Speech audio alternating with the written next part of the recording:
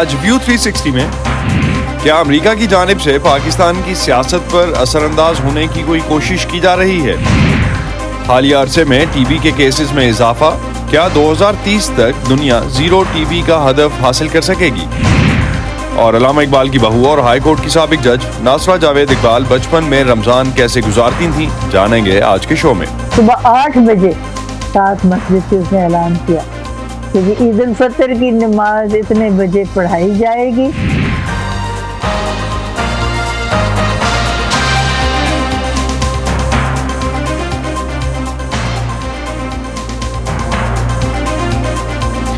Voice of امریکہ کے Washington studios میں آپ سب کو خوش آمدید۔ آپ دیکھ رہے ہیں پروگرام ویو 360 اور میں ہوں اسد اللہ خالد۔ آج اسلام آباد ہائی کورٹ نے سابق وزیر اعظم اور چیئرمین پاکستان تحریک انصاف عمران خان کی 7 مقدمات میں 6 اپریل تک عبوری ضمانت منظور کر لی ہے۔ عمران خان کے خلاف توشہ خانہ کیس کے لیے جوڈیشل کمپلیکس میں پیشی کے دوران ہنگامہ آرائی پر اسلام آباد کے 4 مختلف تھانوں میں تقریباً 7 مقدمات درج کیے گئے تھے، جن میں ان کی عبوری ضمانتیں ہوئی ہیں اور جو کہ اسلام آباد ہائی کورٹ میں درخواستیں دائر کی گئی تھیں، جس کے نتیجے میں یہ درخواستیں منظور کی گئیں۔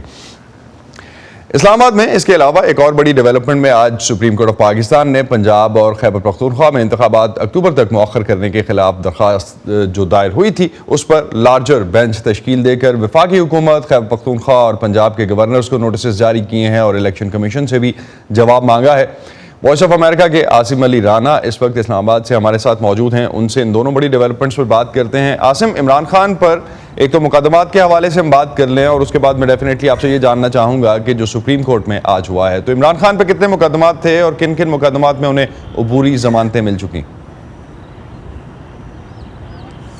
اسد، بالکل آج جو تھا اسلام آباد ہائی کورٹ میں عمران خان جو ہے وہ آج تشریف لائے تھے اور انہوں نے 7 مقدمات جو وہاں پر جو گزشتہ 18 مارچ کو جب وہ یہاں پہ اسلام آباد آئے تھے اور جوڈیشل کمپلیکس میں انہوں نے پیش ہونے کی کوشش کی تھی تو اس دوران جو ہنگامہ آرائی ہوئی تھی، پتھراؤ ہوا تھا، کچھ لوگ زخمی ہوئے تھے، پولیس کی املاک کو نقصان پہنچا تھا، اس کے خلاف جو تھا آج وہاں پر اس میں جو ان پہ درج کیے گئے 7 مقدمات تھے اس میں عمران خان نے آج ضمانت کی درخواست کی تھی۔ وہ تمام کے تمام انسدادی دہشت گردی کے کیسز ہیں۔ اے ٹی سی کے وہاں پہ کورٹ میں پیش ہو کر ان کو ضمانت کی درخواست دائر کرنا چاہیے تھی اور یہی بات عدالت میں ان سے پوچھی گئی کہ آپ نے پراپر فورم جو تھا جہاں اے ٹی سی کیس جہاں پر اے ٹی سی کی عدالت تھی، آپ نے وہاں سے رجوع کیوں نہیں کیا اور آپ اسلام آباد ہائی کورٹ کیوں آئے ہیں؟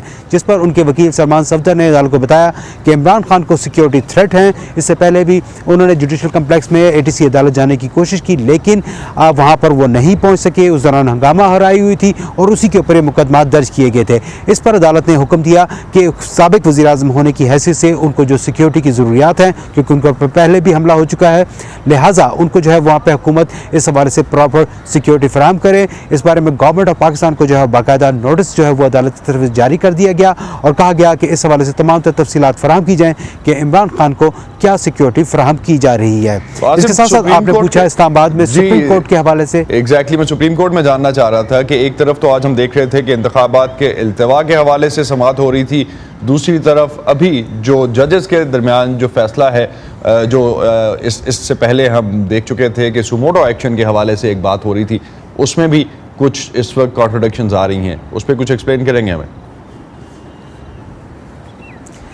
جی بالکل اسد، جو سپریم کورٹ آف پاکستان میں آج صبح جو ہے اسپیکر پنجاب اسمبلی سبطین خان کی درخواست پر ایک جو ہے وہ بینچ تشکیل دیا گیا، 5 رکنی لارجر بینچ تشکیل دیا گیا جس نے پنجاب اور خیبر پختونخوا میں ملتوی ہونے والے جو انتخابات ہیں، جو الیکشن کمیشن کا جو فیصلہ سامنے آیا تھا جنہوں نے 30 اپریل کو الیکشن کرانے کے بجائے 8 اکتوبر کو الیکشن کروانے کا اعلان کیا ہے، اس حوالے سے اسپیکر پنجاب اسمبلی کی درخواست پر باقاعدہ بینچ تشکیل دیا گیا اور اس کے اوپر باقاعدہ سماعت شروع ہوئی۔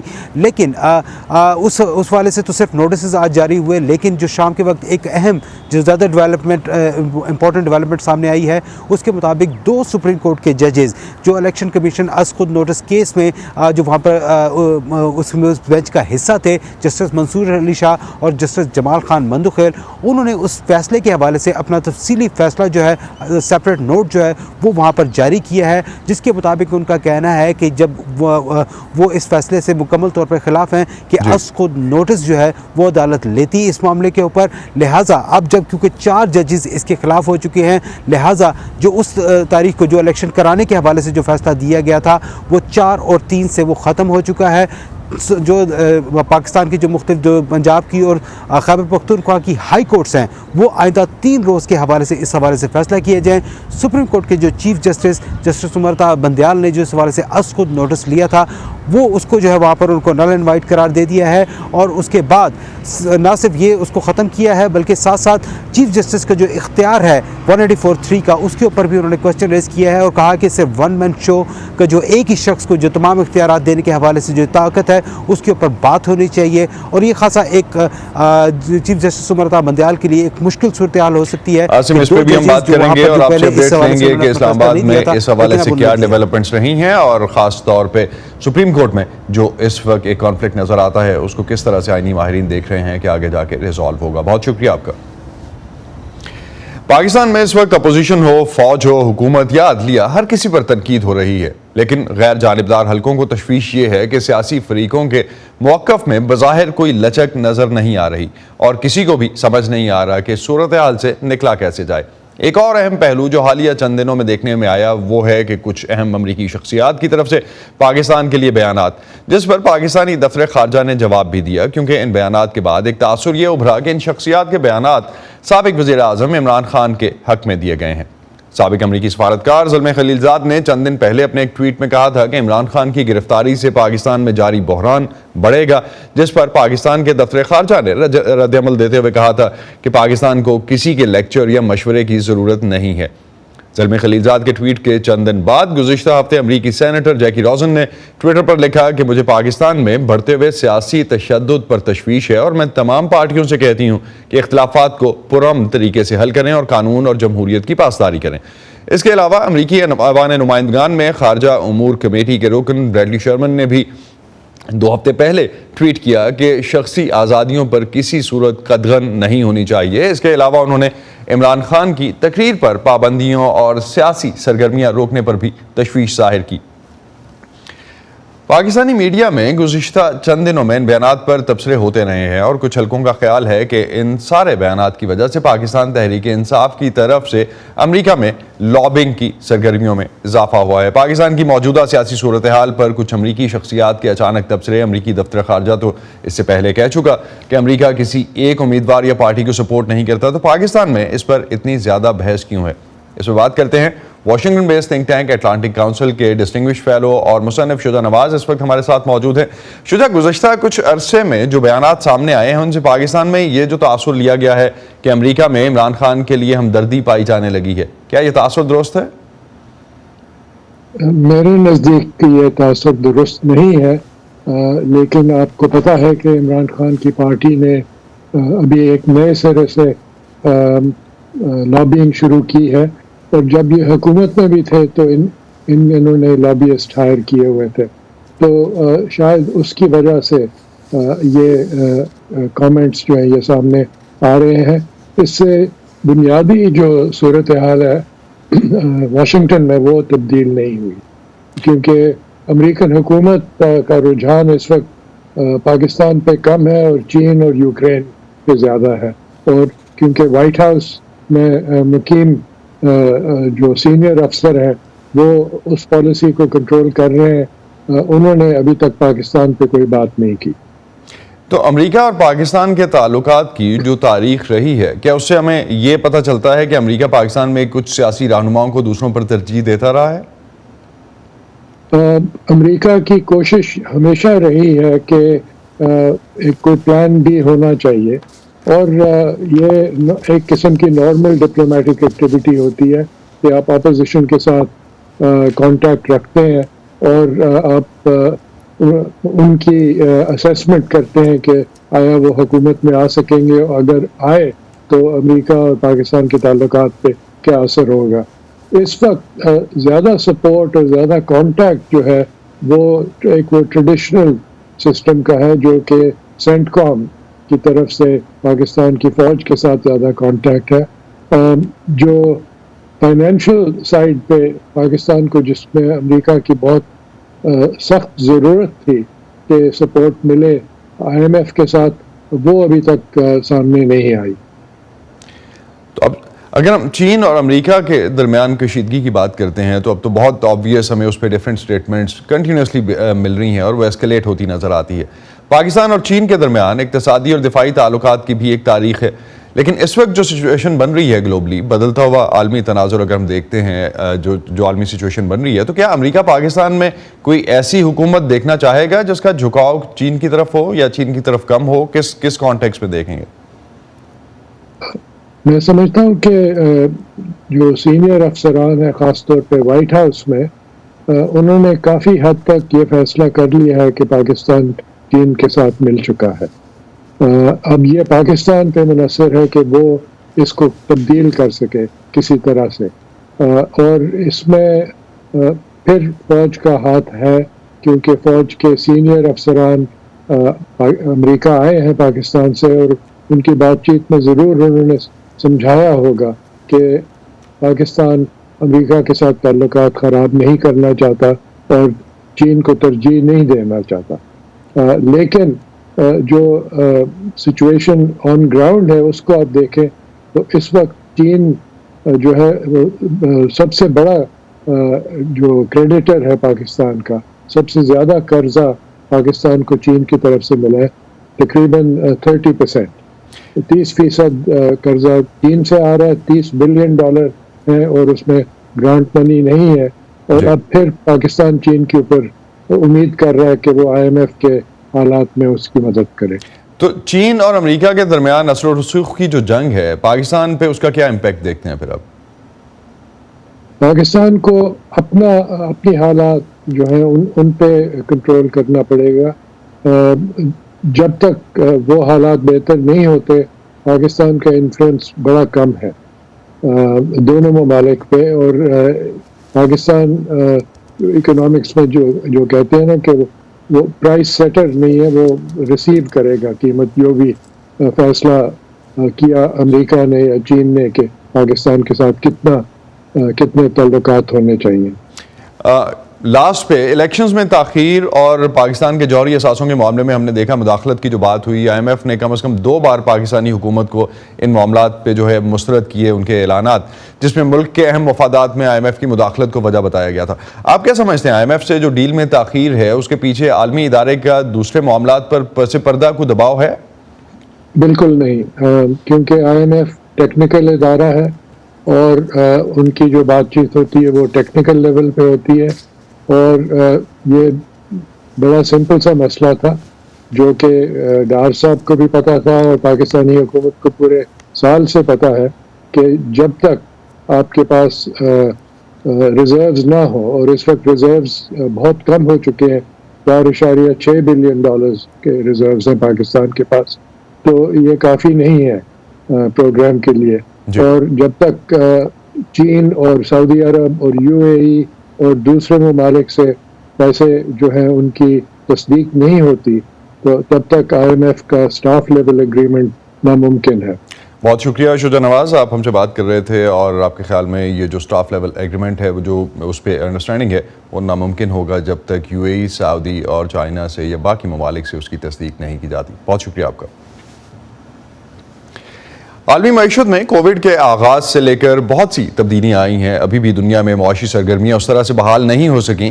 گزشتہ چند ماہ میں ہم امریکہ میں بہت سی بڑی ٹیکنالوجی کمپنیز کی طرف سے لاکھوں ملازمین کو نوکریوں سے نکالنے کا سلسلہ دیکھ چکے. اب یہی بحران بڑھتا ہوا بینکنگ سیکٹر تک بھی پہنچا ہے. حالیہ چند ہفتوں میں بینکوں کی ناکامیوں کی وجہ سے پیدا ہونے والے خدشات امریکہ اور چین کے علاوہ عالمی معیشت کو بھی متاثر کر رہے ہیں، اور کئی ملکوں کے مرکزی بینک صارفین اور مالیاتی اداروں کو تسلی دینے کی کوشش کر رہے ہیں. چند ہفتے پہلے امریکی ریاست کیلیفورنیا کا ایک investment bank, silicon valley bank, جو کہ ٹیک انڈسٹری کا ایک بڑا سرمایہ کار بھی ہے، بری طرح سے ناکام ہو گیا تھا. حکومتی ادارے کیسے سرمایہ کاروں اور عوام کا اعتماد بحال کرنے کی کوشش کر رہے ہیں، جانتے ہیں وائس آف امریکہ کی اس رپورٹ میں.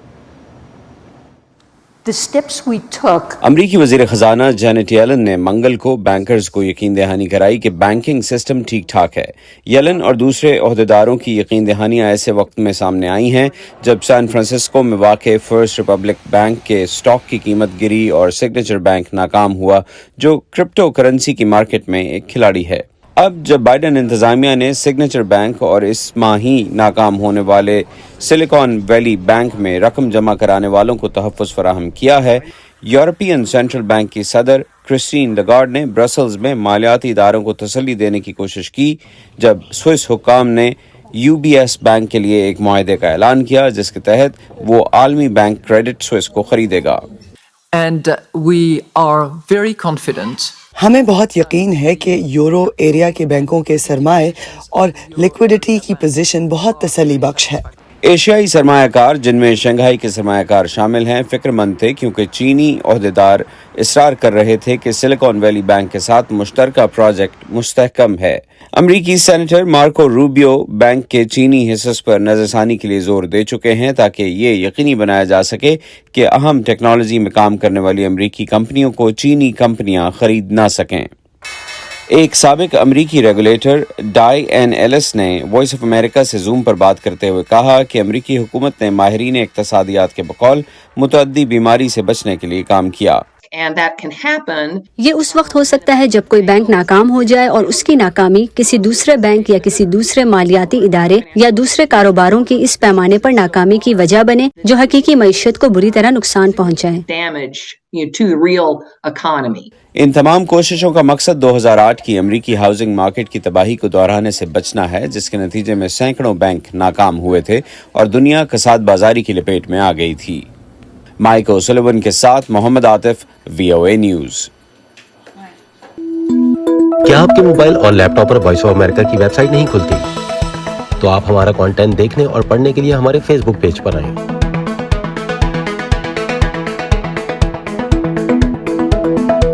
یا ہماری smart phone app download کریں جو ایپل اور اینڈرائیڈ دونوں ڈیوائسز کے لیے دستیاب ہے۔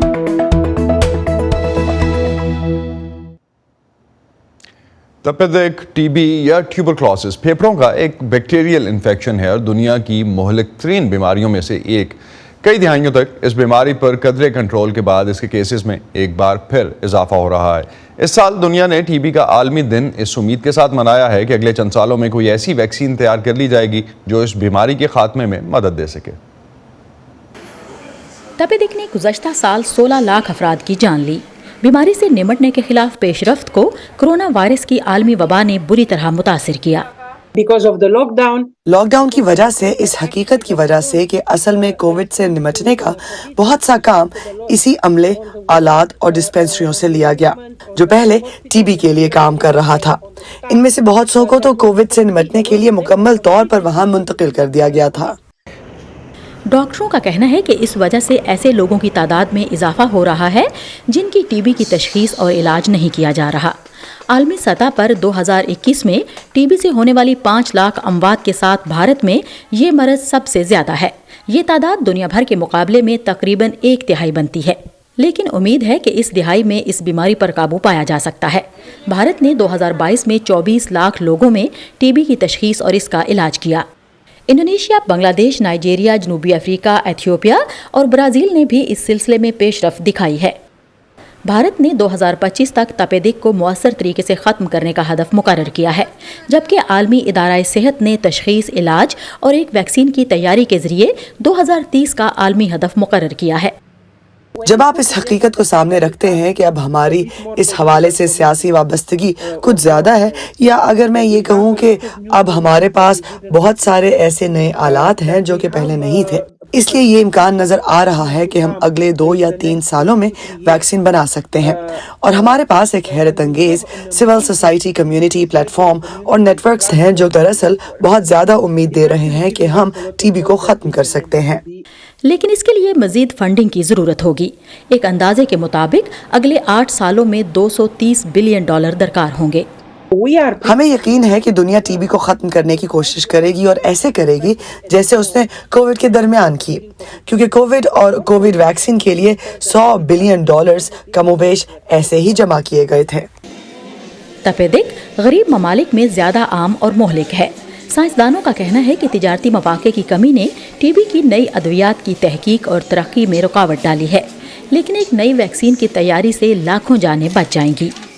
ہینری رجویل کے ساتھ سادیہ زیبران جھا، وائس آف امریکہ۔ آج کے دور میں سچائی اہم ہے، दुनिया में कहीं भी सच को जानिए सिर्फ एक क्लिक से VOA प्लस पर। मालूमात अब आपकी दस्तरस में, सियासी तब्दीलियां, हकीकी कहानियां, हकीकी लोग, सिर्फ एक क्लिक से खुद को जोड़िए दुनिया भर की आवाजों से, किसी भी वक्त किसी भी जगह, सिर्फ VOA प्लस पर। गुज़िश्ता रमज़ान में व्यू 360 में हमने आपके लिए चंद शख्सियात के खुसूसी इंटरव्यूज़ पेश किए जिसमें उन्होंने अपने बचपन के रमज़ान की यादें हमारे साथ शेयर की। इस रमज़ान में भी हम इसी सिलसिले को आगे बढ़ा रहे हैं और आज आपको मिलवाते हैं जस्टिस नासरा इकबाल से, जिनका कहना है कि लाहौर में शायद किसी ने भी कभी पूरे 30 रोज़े नहीं रखे होंगे। आइए मिलते हैं लाहौर हाई कोर्ट की साबिक जज जस्टिस नासरा इकबाल से और जानते हैं कि उनकी अपने बचपन के रोज़ों की क्या यादें हैं जो वो हमसे शेयर कर रही हैं। रोजा जब होता था तो हम लोग नथिया गली में होते थे, गर्मियों का मौसम होता था तो रोजे भी लंबे होते थे। तो जब बहुत छोटी थी तब तो वालिदैन कहते थे कि जी आपने रोजा रखना है तो 2 हिस्सों में रख लो, तो मैंने कहना नहीं, मैंने रोजा रखना है पूरा। फिर वो कहते थे रोज नहीं रख सकते, जुम्मे के जुम्मे रख ले। तो बस जुम्मे के जुम्मे रख लेते थे। तो बड़ी मुश्किल से गुजरता था, कभी प्यास लग जाती थी चाहे पहाड़ पे हो, कभी भूख लग जाती थी। तो बस यही बचपन की यादें। अब मेरे अपने पोते पोती उनका यही होता है। वो छोटी लड़की बिल्कुल 5-6 साल की, वो कहती थी मैंने भी रोजा रखना है। मैंने कहा अच्छा आप जो है ना 2 रोजे रख लो, एक सहरी से लेके दोपहर, एक दोपहर से लेके इफ्तारी। कहती है नहीं, तो बांधती नहीं है, रखती पूरा ही है। खैर अब तो 11 की हो गई है, अब तो तकरीबन उस पर वाजिब भी हो गए। सहरी टाइम मुझे याद है कि मैं पराठे खाती होती थी और छोटी बच्ची मैं कि जब 10-12 साल की भी थी 2-3 पराठे मैंने खा जाने। अब तो मैं अब भी रोटी जो है ना वो जरा तार वाली जो तराई वाली होती है ना वही इस्तेमाल करती हूँ। रोजे के लिए एक तो नींबू पानी जरूर होना जिसको शिकंजबीन कहते हैं, और ये इफ्तारी के लिए, और साथ पकौड़े जरूर होने, जलेबी या कोई मीठी चीज, और बस फिर साथ ही खाना कुछ खा लेना। खाने की भूख तो फिर रहती नहीं। शुक्र अल्हम्दुलिल्लाह बच्चे रोजे रखते हैं और शौक से रखते हैं। कई दफ़ा रोज़ा रखते ही सिर्फ ये है कि सहरी क्या होगी, इफ्तारी, और डॉक्टर जावेद इकबाल का भी यही आलम था, सहरी और इफ्तारी की खातिर रोज़ा रखते थे। उनको बड़ा शौक था, ख़ास तौर पे इफ्तारी, उसमें रंग बिरंगी चीज़ें होनी चाहिए। डॉक्टर साहब की उम्र जब ज़्यादा हो गई फिर मैं उनको मना करती थी कि अब आप रोज़े ना रखें। कहते थे अब तो मुझे आदत ही हो गई है, तो फिर इफ्तारी की बात भी तो है। मैंने कहा आप इफ्तारी कर लिया करें, रोज़ा नहीं रखना। अब मैं तो खैर अभी मेरी उम्र 82 की है, तो मैं सोचती मैं तो रोज़ा रख ही सकती हूँ। और हमारा रोज़ा क्या, रोज़ा तो सर्दी का रोज़ा, तो बस इसी तरह गुजर जाता है। और मेरा ख्याल है लाहौर शहर में किसी ने कभी 30 रोज़े नहीं रखे। या पहला रोज़ा खा जाते हैं या अखीरला रोज़ा खा जाते हैं, और आप रात के 12 बजे सुन रहे होते हैं कि जी रोएत अजाल कमेटी ने कहा फलानी जगह पे चांद नजर आया।